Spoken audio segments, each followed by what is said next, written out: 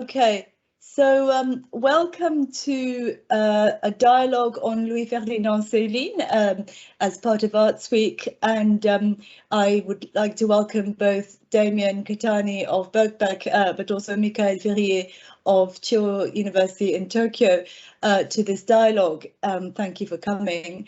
And I'm Akane Kawakami from the Department of Languages, Linguistics and Cultures here at Birkbeck, and I'm here really just to introduce our two speakers today.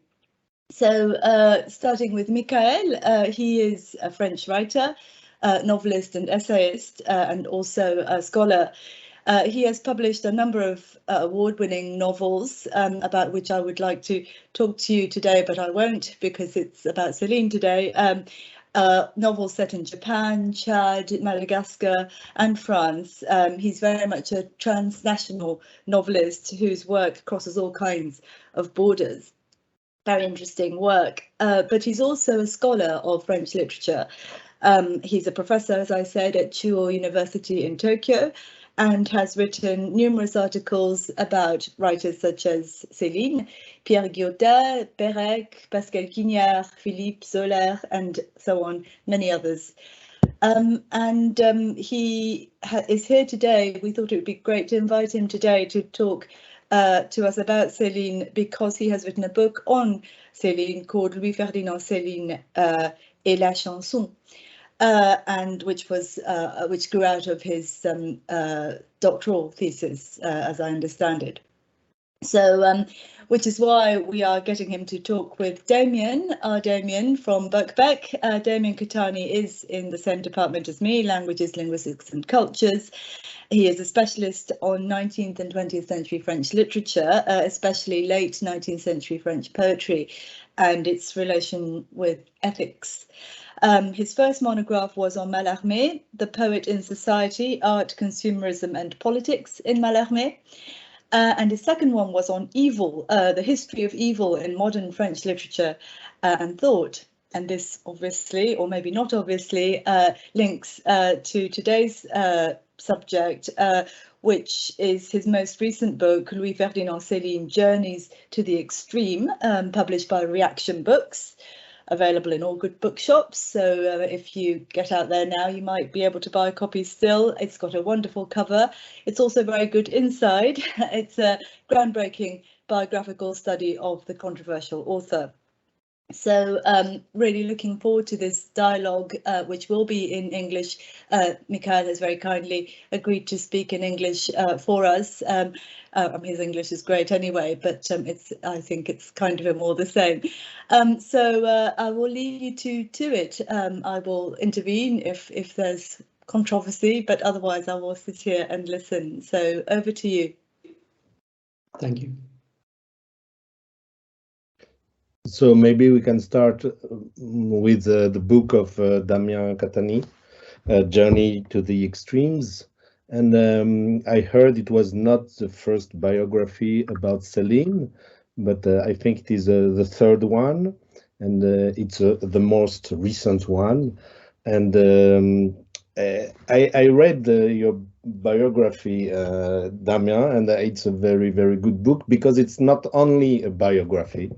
I mean, of course, if you want to know about Céline's life, you will learn a lot of things in this book. But this book is also filled with a real understanding, I think, about this very controversial writer. And so that's not only about his life, but there are many insights, or there are many explanations about Céline's style, Céline's writings, Céline's novels, Céline's anti-Semitism. So you didn't avoid the problems. And I had a great pleasure to read your book. I think it's a very good synthesis of what we can learn about Céline today. And as you know, Céline is very alive in the opinion and in the actuality, because we discovered recently a lot of non yet published texts. And so perhaps today we can we can talk about first why is Céline so important in the French literature and above the French literature for the literature, the world literature. And secondly, perhaps we can talk, and we must talk, of course, about the problematic aspects of our writer, and there are lots of problems. If you study Céline, and even if you read Céline, sometimes you are considered as guilty today and yesterday, and that has always been the case. So I would like to ask you first the first question. Why did you decide to put yourself in such a mess? I mean, to write about Céline is quite problematic and dangerous. It's a little bit exaggerated, but well, that's not an easy writer. So that's my first and simple question. Why Céline? Okay, well, first of all, by the way, thank you very much for your generous and kind comments about the book. I'm glad you enjoyed it. So there are two answers to your question. The first one is a very pragmatic one, which is that I was approached by Reaktion Press, the commissioning editor. I wasn't expecting it. I was already considering the idea of writing a biography of Céline because I'd written a chapter on Céline in my previous book, the one Akane mentioned on evil in French literature. But, you know, as you know how it is, if a publisher approaches you, usually it's the other way around. You say yes if it's a good publisher. So that's the first reason. But the second reason is Céline really grabbed me when I was working on my second book. You know, the visceral style, the energetic style, the kind of daring anti-authoritarian side to his writing. And I had published one article on him after my second book. So I had always been considering the idea of writing on Céline. And I think maybe I can't deny I was partly attracted to this duality, the paradox of Céline, you know, which has been highlighted by so many people. How can such a great writer who, as you know, is considered by many the second most important, even arguably equally important 20th century French novelist, on the one hand, and of course the unfortunate anti-Semitic and political views on the other. And it seems to me that maybe outside France, maybe with the exception of the United States, relative, say, to Proust, less has been done on him. And it seemed to me a good time to, you know, apart from being contacted by the publisher, it seemed a good time to write about him, and not least in the English language, where, you know, no biography has been written on him in over 20 years, and lots of new material has come to light. And I think, sorry, just that maybe the final answer to your question would be, he's still modern, he's still relevant. You know, I think you know, as you know, in his first groundbreaking novel, Voyage au bout de la nuit, Journey to the End of the Night, he talks about colonialism, he talks about war. Well, war, as we all know, unfortunately, is very relevant at the moment. He talks about the socially marginalized, and also, of course, his style. And you, as a novelist as well as a critic, I'm sure you appreciate this. There's something very direct and energetic about his writing that I still personally have not really found in other writers. That's just my personal opinion. Yeah. Yes, I think you're right. And then you use the word, a verb that is, Céline grabs you. Yes.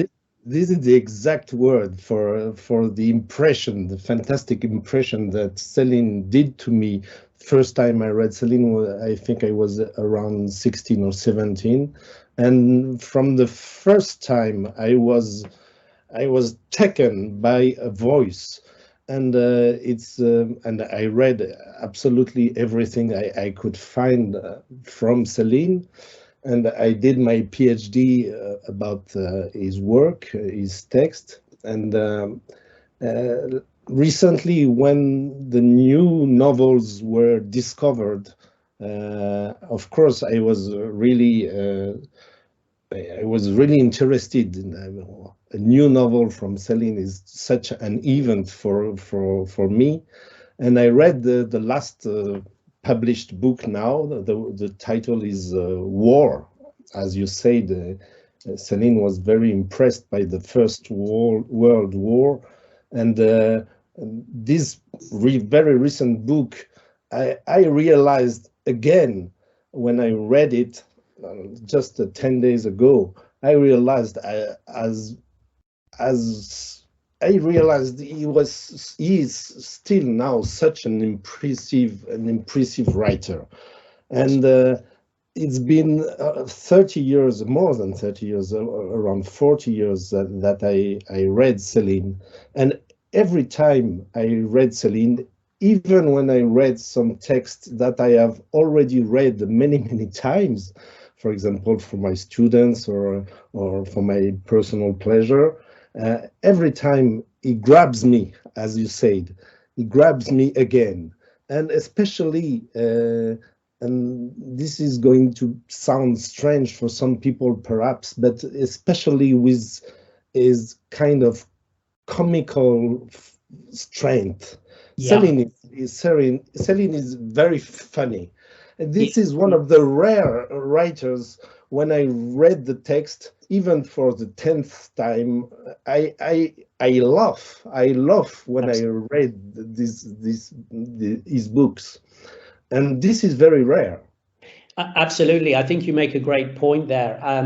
People tend to ignore that side to him because he's dealing with heavy and depressing subject matter.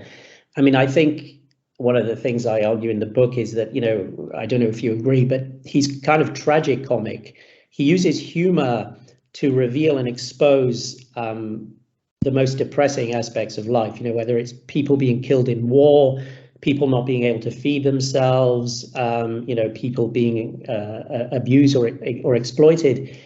And to me, I'd be interested to know your views on this. To me, humor is often for him a mechanism to go into subjects that are, you know, uncomfortable. And maybe sometimes even I get the feeling he sometimes wants to make the reader feel guilty about laughing at things that are, you know, uncomfortable. I don't know whether you agree with that, but.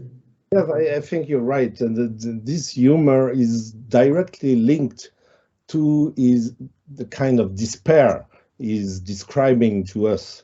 And as you know, if you go often into the hospitals or the house of prostitution and so on, these are very dark places and sometimes very often very sad places. But in the sad places, in the sad situations, he always finds something to laugh. And Absolutely. This is a very black humor and black laugh, but it's a laugh, and it gives to the reader some kind of strength. So that's the reason why I like Céline very much. And perhaps we can go now a little bit more precisely in his style. We both said that he is very important, and he renovated completely the way of writing in French and the way of narrating a story. So usually people say that the new kind of writing Céline created is the penetration in the written sentences of an oral perspective. Absolutely, yeah. Yes, this is what everybody knows and everybody says, and that, of course, that is right. Céline is breaking the codes of the French language, and especially the literary French language, and he inserts in the French language some kind of forms of the French language that were not inserted before him, like slang or some very crude words, and in the syntax and the grammar too. So everybody knows about that, and that is right. But I think there is something more, because people have the tendency to reduce Céline to this aspect. I mean, the orality, and of course, very important aspect. But when I read Céline, what stuns me every time is the fantastic variety of his writings. It is very impressive, because he can use some very different levels of the French language. Of course, he uses slang, he uses some very bad words, and that's the most visible aspect.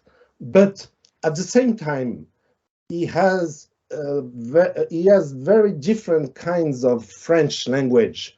For example, he was a doctor, and so there is a medical French in his French that is very precisely used in his writings.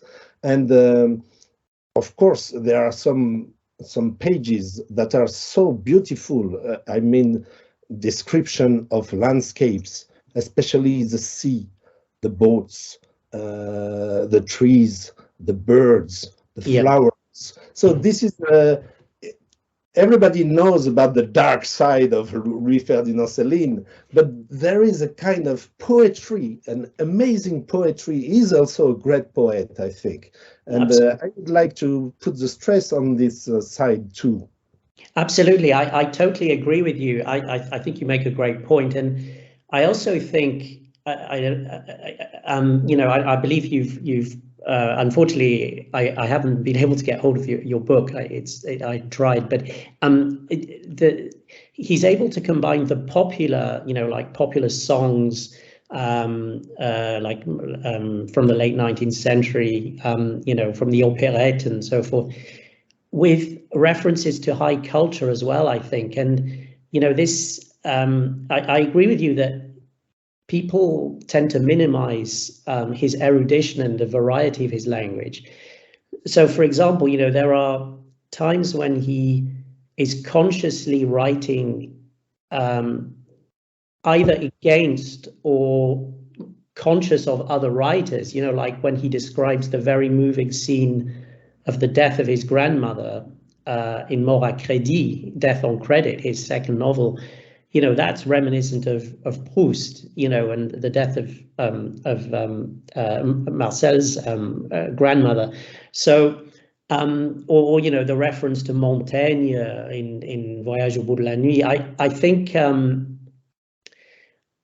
also I think this ability to combine the kind of so-called low culture or popular culture, the songs of the late 19th century that he grew up with as a child, but also with a nod to other established writers. I think that tends to be overlooked by many people, but he does it in his own way. Absolutely.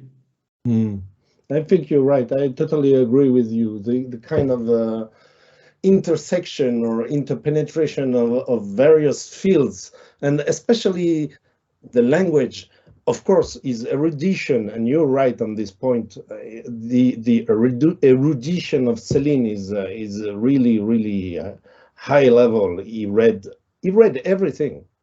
He did. He read everything. This guy read everything. We can see it in the letters he's writing to his parents or his mistresses or his friends. He has read Nietzsche, he has read Schopenhauer, not only French people, of course.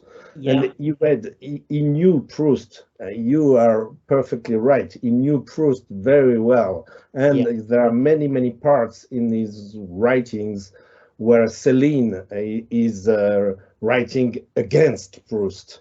Absolutely. And Proust is a kind of a basis, a background, and he perfectly knew that Proust was a great writer.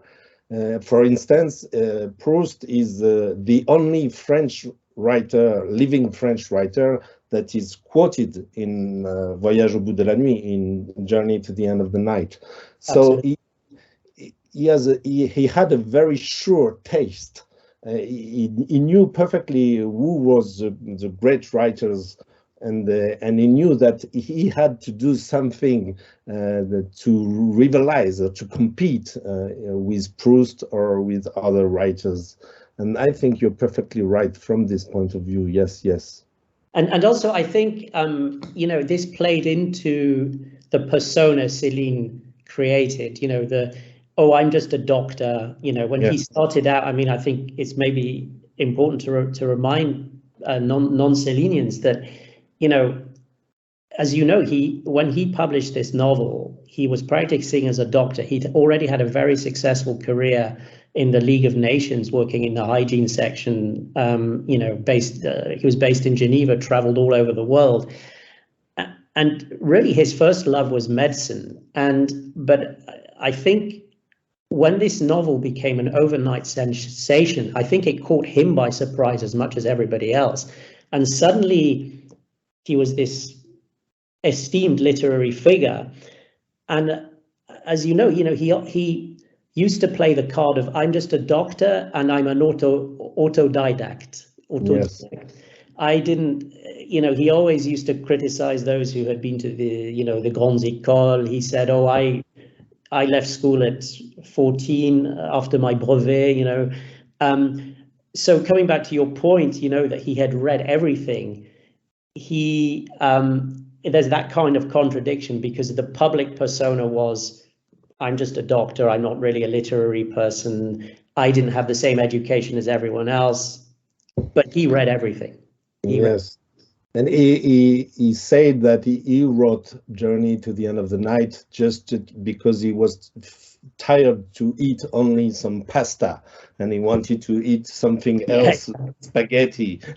And of course, this was a kind of humor, but as you said, he was building a kind of persona, a kind of myth from the beginning. I am not so sure that he was caught by surprise with the success of Journey to the End of the Night, because when he sent the book to the publishers, there is a letter, a fantastic letter, where he says, here is some bread, voilà du pain, here is some bread for 100 years of literature. So I think he was conscious of his own value, but as you said, he was constantly minimizing this aspect because he didn't want to appear as an intellectual, and even as a writer, he didn't really want to appear as a writer, and that's very, very strange, and that's very contradictory. Yes.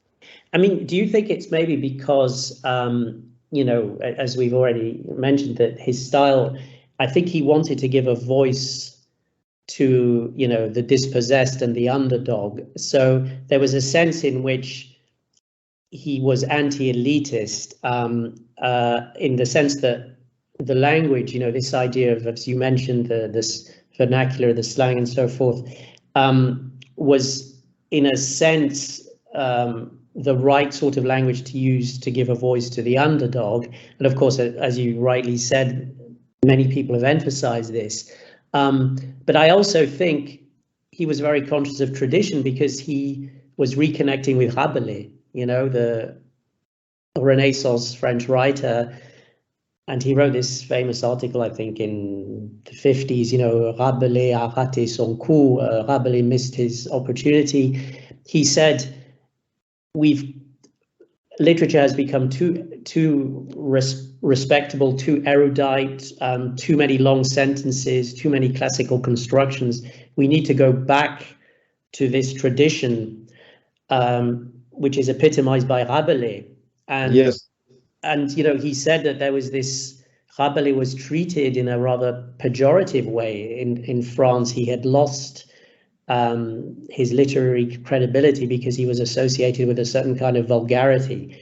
And to me, I don't know whether you agree, but it seems to me that Céline was doing something new whilst also reviving and re-energizing a tradition that he felt had been lost, you know, via Rabelais partly. Yes.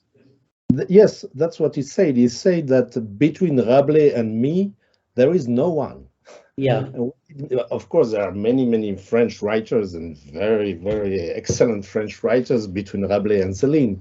But what did he mean? He meant that this kind of very rich, very profuse, very erotic French language has been lost.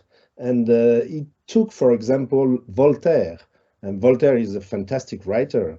But Céline said that the French language of Voltaire is classic, academic, and he said, I quote, dead as this language, Voltaire's French language is dead as a doornail. Yeah, absolutely.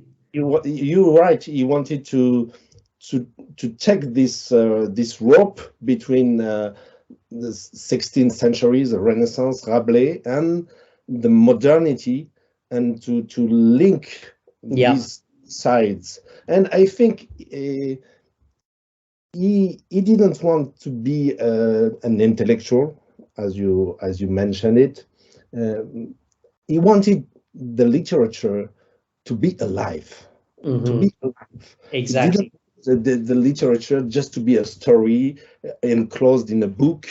He just wanted, when you open the book, the language and the style and the story is just bursting up and grab you, as you said, when you employed this verb. And I think he did it. It's very successful.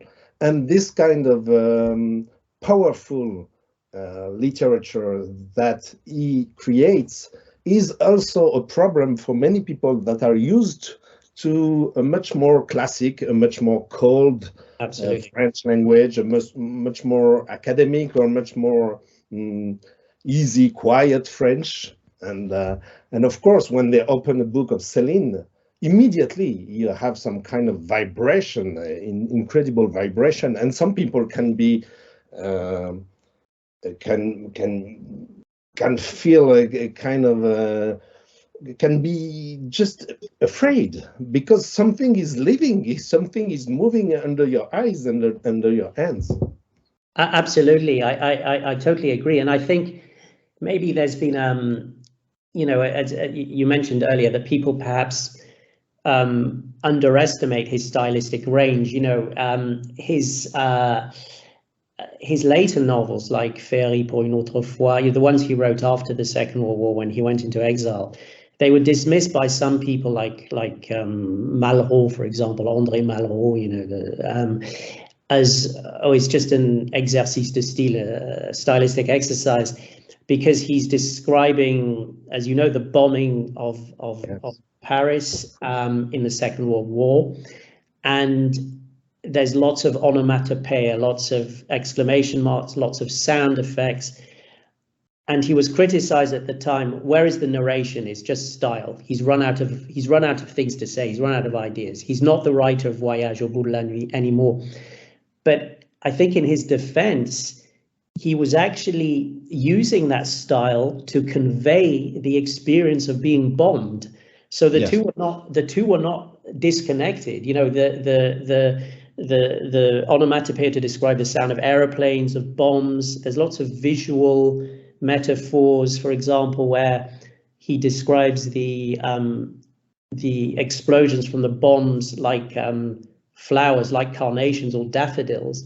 So he's trying to recuperate some beauty from a terrible experience, but also convey what he felt at the time.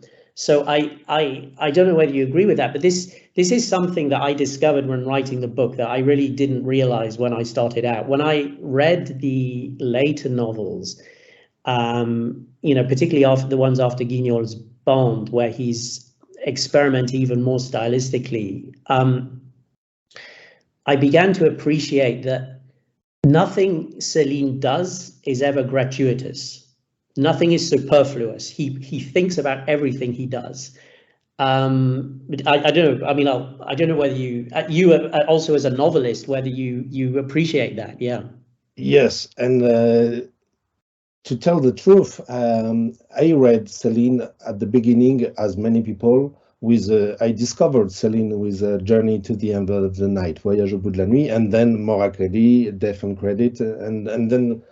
But for Ferry pour une autre fois, I don't know the English title. I think it's Fable for Another Time. Fable for Another Time, absolutely. Sorry, I should mention that. Yeah.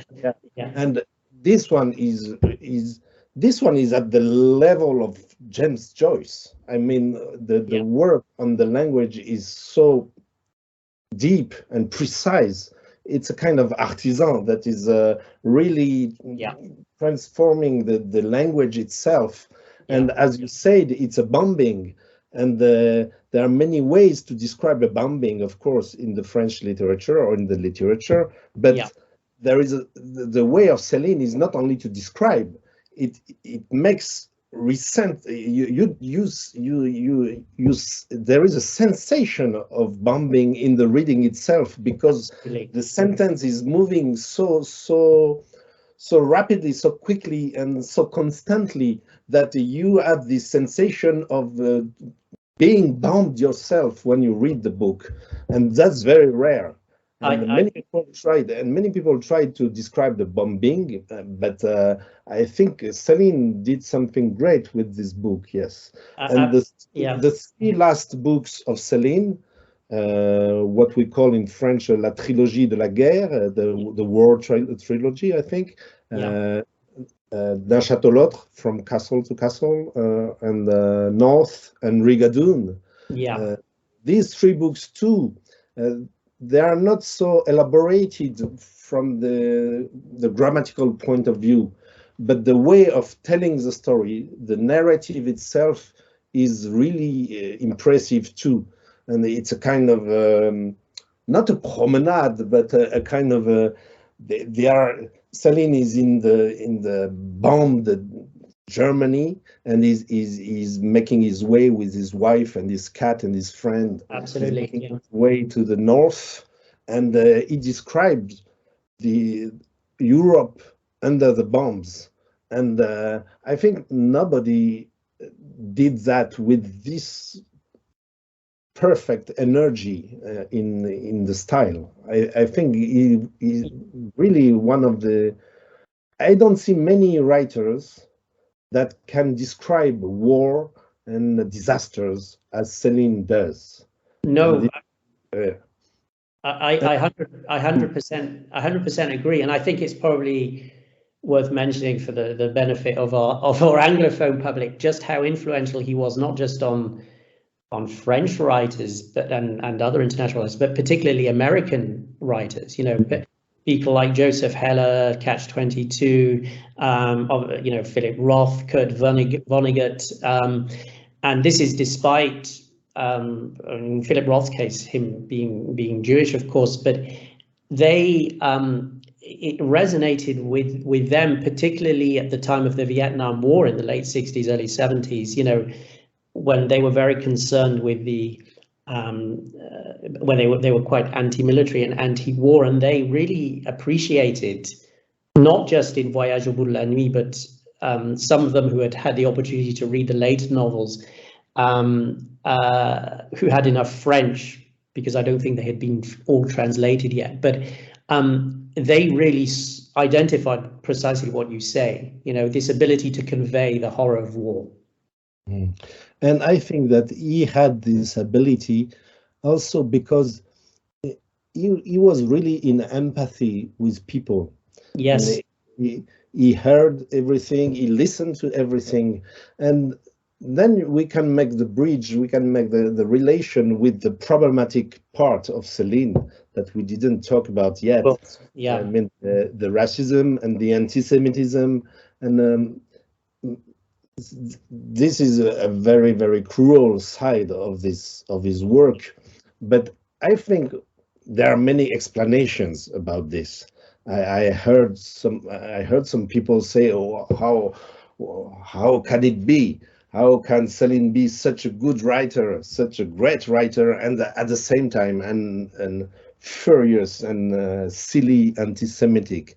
And the question is, well, the question is good, but not so good, because in fact, there are many explanations. You have some socio-economic explanations, historical explanations. He was living at a time and in a place where anti-Semitism was not rare. Yes. We must not forget this. And he was from a family, and his father was anti-Semitic too, and so there is a kind of context that doesn't. These are explanations. That doesn't mean he was right, of course. But for people who say they cannot understand, we can understand this anti-Semitism with in many ways. But of course, there is, as in every form of racism, there is something that is not that resists to the analysis. It's a kind of delirious, you know. Well, of course, I agree with you, but by definition, it's irrational. But yes, as you say, there are many potential explanations. And of course, his defense, not that it's remotely acceptable, of course, was that he was a pacifist, and he thought that an alliance with Germany, negotiating an alliance with Germany was the only way to avoid war.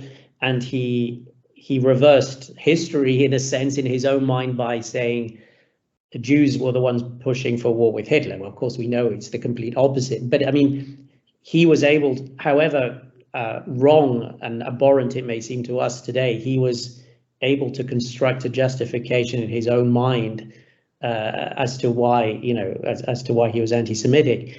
I mean, I think, as you know, there've been all sorts of theories. That his second novel, Mort à Crédit, was criticized after the success of the first. Now it's regarded as a classic, but he fell into the anti-Semitic stereotype of the Jewish critics, intelligentsia, rejected my work, blah blah blah.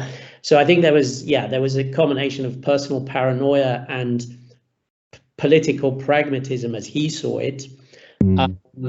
Neither and family reasons and socio-economical context.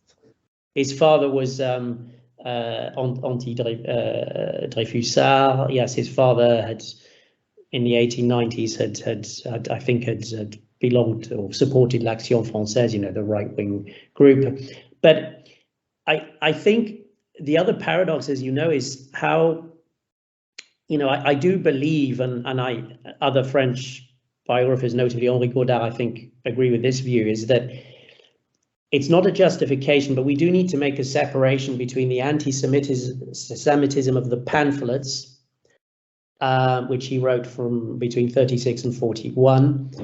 The anti-Semitic ones were between 37 and 41. And the fiction. The fiction is not anti-Semitic. They're self-contained. There's no cross-fertilization.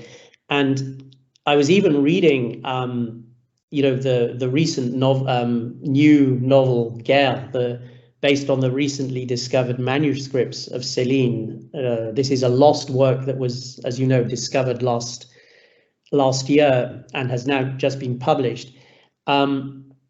When I was reading about this novel, and there's a second one coming out in the autumn of these manuscripts called Londres or London.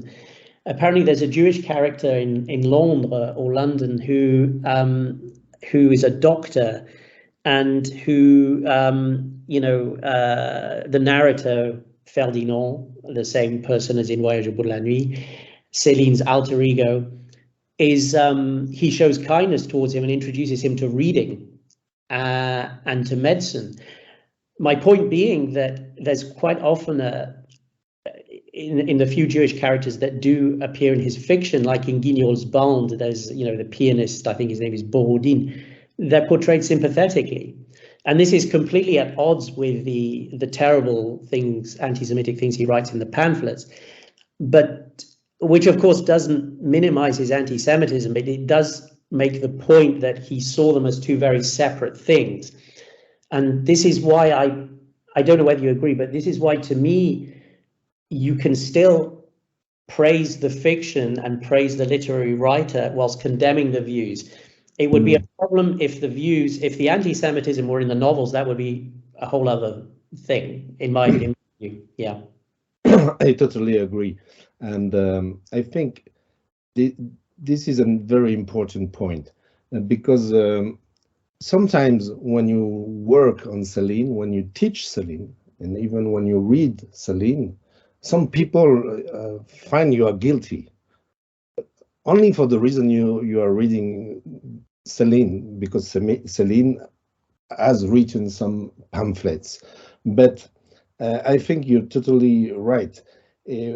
We must make the distinction, and this is not to minimize or to justify anything. Myself, I come from, as Akane told you, I come from a very mixed family, and I don't have any I don't have any fascination for this kind of racism or racialism or discrimination about ethnic basis. But in the case of Céline, there are many differences between the pamphlets and the novels. The first difference is really obvious. Céline wrote the pamphlets very quickly, very rapidly, and he didn't work about this. That's for sure. We got the manuscripts, we got the time when they were written.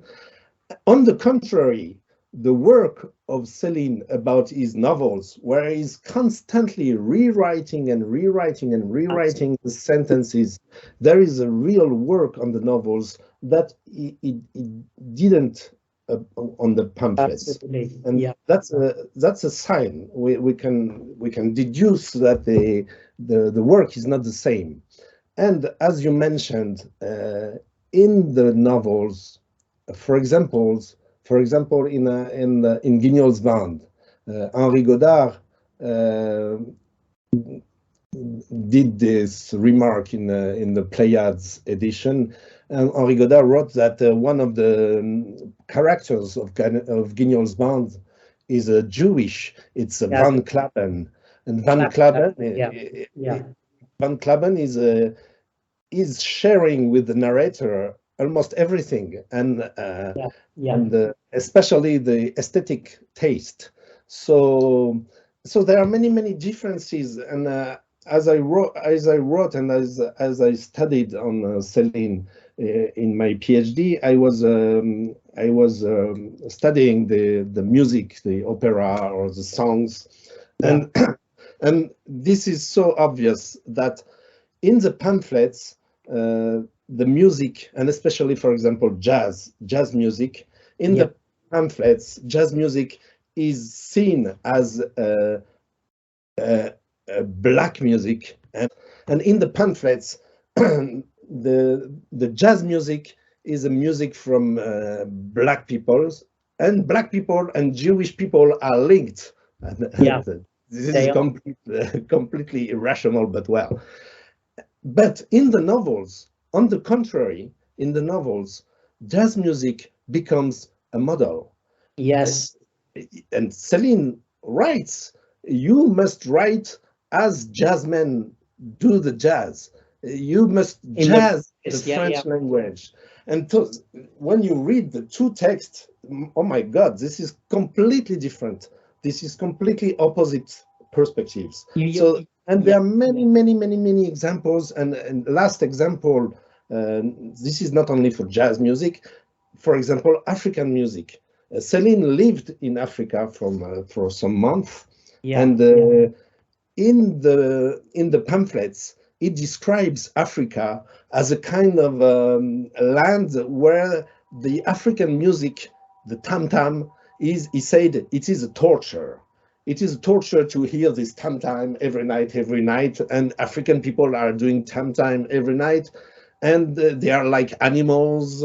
They are having sex in the forest, and this is so ugly. This is an ugly description of Africa and of African music in the pamphlet.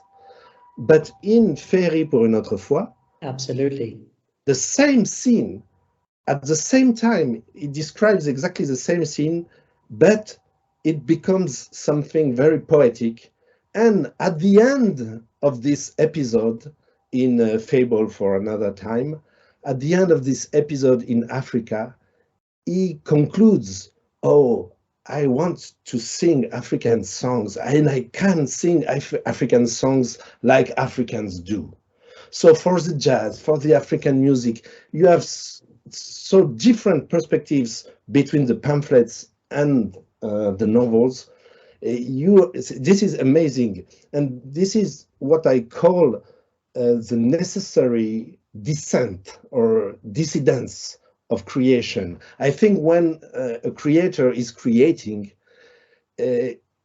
his life, his internal life, gives some place, some space for many voices, plural voices. Absolutely. The man who writes pamphlets, he has an ideological point of view, and he has an ideological obsession. But the man who writes the novels, on the contrary, he lets some very different voices come inside him, and he expresses this at the end. And I think you are perfectly right to put the stress on the difference between the pamphlets and the novels. There are some resemblances sometimes you can find. Of course, this is the same man writing the two genres, so you can find some very common things, but the differences are essential, I think. And on this aspect, I think you're really right. No, thank you. And I think you quote some excellent examples there about the jazz, you know, where in Guignol's Band, the preface, I think he also compares jazz to impressionism, you know, this idea of something new and innovative in the way that impressionist painting, reacted against realism. So jazz is renovating music, a musical style. So I 100% agree. I mean, I think he's able as a creator in the novels to identify, art forms or different aesthetic forms that he discusses in a different way in the pamphlet. I mean, I don't know, we haven't mentioned, of course, he, as you know, he was very interested in ballet and dance. And I think this is an interesting paradox that perhaps many people who read Céline don't know, that, you know, he didn't start off as a novelist. I mean, he started off as a doctor, but his first literary experiments were even in theatre, you know, in plays that were not published, like Le Progress, the plays that he wrote that were rejected in the 20s and that were only published afterwards once he had success with his novel. And so it's almost like he took a circuitous route to get, before he realized that he excelled as a novelist. He tried the theatre. As you know, he tried to get his ballets published at various points, including in 1936 when he went to Moscow in this kind of very controlled visit, you know, when Stalin was inviting all these French writers. He approached the Russian, I think it was the Majinsky, and they turned him down. And then when he came back, he approached the Paris Opera, and they turned down his ballets. So, which is a paradox, of course, because he loved ballet. He talks about the female form, of course, but he loved ballet. That was his first love, and yet neither theatre nor ballet were, with neither did he have any kind of success. It was the novel, which I find interesting. You're right. And there is a last example that is very, very interesting, I think. When you read A Journey to the End of the Night. And you don't have to wait very long to get the racial issue. On the first or second page of Journey of the End of the Night, you have two people, you have two characters, Bardamu and Arthur Ganat. So the two people are discussing, and they're discussing about many things. They're drinking, they're a little bit drunk, at least for Bardamu. And at one point, they discuss about the French race, la race française. Yeah. And the two people, they have opposite opinions. And what is very interesting is that in the original manuscript, the one who is defending the idea of a French race is the narrator. It is Bardamu. Yes. But at the last moment, when he writes the final version, Céline switches the roles. And then Bardamu is not defending anymore the French race. On the contrary, he says, I don't remember, but he says, what you call a race is nothing but a collection of riffraff like me, blurry-eyed, flea-bitten, chilled to the bone. They came from the four corners of the earth, driven by hunger, plague, tumors, and the cold, and stopped there. They couldn't go any further because of the ocean. That is France. That is the French people. And these words are very, very strong, and they are put in the mouth of the narrator, of Bardamu, and Bardamu is a kind of double of Céline, of course. Absolutely, yeah. This way of switching roles from the original manuscript to the edited version, the final version, I think it's completely Céline. At the last moment, he says, okay, let's do the contrary. And that's what I call the necessary descent of creation. The creator is always speaking for himself, but also for the other ones and against himself sometimes. I think that's a great point. And of course, attributing those words to Céline's alter ego, to Bardamu, I suppose he's also undermining the notions of patriotism, the patriotism that's used as a pretext by the elite, by the military elite and the government to send people from the lower classes, I suppose, to war. So he's actually paradoxically using that as an argument, as a kind of pacifist argument indirectly in the novel, whereas in the pamphlets, the pacifist argument does the opposite. It mobilizes the racism in the name of pacifism. So, as you say, he's able to be too. He's able to make for the same purpose, but the opposite point of view in the two genres. Yeah.